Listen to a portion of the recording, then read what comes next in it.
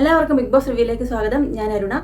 Akhil Marar big ബോസിന്റെ തട്ടകത്തിൽ തന്നെ തിരിച്ചെത്തിയിരിക്കുകയാണ്. അപ്പോൾ ഒരു ടാസ്ക് വായിക്കുന്നുണ്ട്. ഏതൊരു മൂവിയുടെ പ്രൊമോഷന് വേണ്ടി, ഒരു പുതിയ മൂവിയുടെ പ്രൊമോഷനും കൂടി വേണ്ടിയിട്ടാണ് ബിഗ് ബോസിലേക്ക് അഖിലേട്ടൻ വന്നിരിക്കുന്നത്. പിന്നെ നൂറയ്ക്കുള്ള എന്തോ ഒരു പണിയായിട്ടാണ് വന്നിരിക്കുന്നത്. ഒരു 7ന്റെ പണിയാണ്, എന്തോ ഒരു വീക്ക്ലി ടാസ്ക് ആണ് എന്നൊക്കെ പറയപ്പെടുന്നുണ്ട്.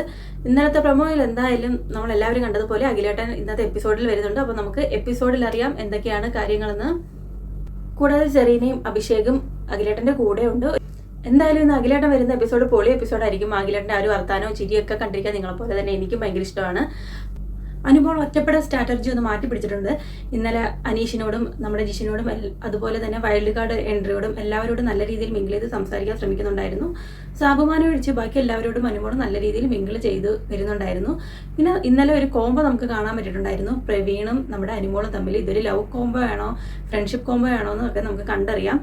പ്രവീണിനെ സംബന്ധിച്ചിടത്തോളം അനു നല്ല ഫാൻ ബേസ് ഉള്ള ഒരാളാണ്. അപ്പോൾ അനുവിനെ സപ്പോർട്ട് ചെയ്ത് നിന്ന് കുറച്ച് നാൾ കൂടി സർവൈവ് ചെയ്യാം എന്നൊരു തീരുമാനമായിരിക്കാം പ്രവീണിന്റെ മനസ്സിൽ.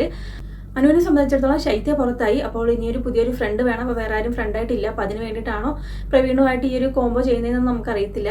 ഇന്നലെ എന്തായാലും ഒരു ഹസ്തരേഖാശാസ്ത്രത്തിൽ ഇവർ തമ്മിൽ ഒരു ഫ്രണ്ട്ഷിപ്പ് കോംബോയോ ലവ് കോംബോയോ ഏതെങ്കിലും ഒന്ന് ഉണ്ടാവുമെന്ന് നമുക്ക് മനസ്സിലാക്കാൻ കഴിഞ്ഞിട്ടുണ്ട്. ഇന്നലത്തെ വീഡിയോയിലൊക്കെ നമ്മൾ കണ്ടിട്ടുണ്ടായിരുന്നു.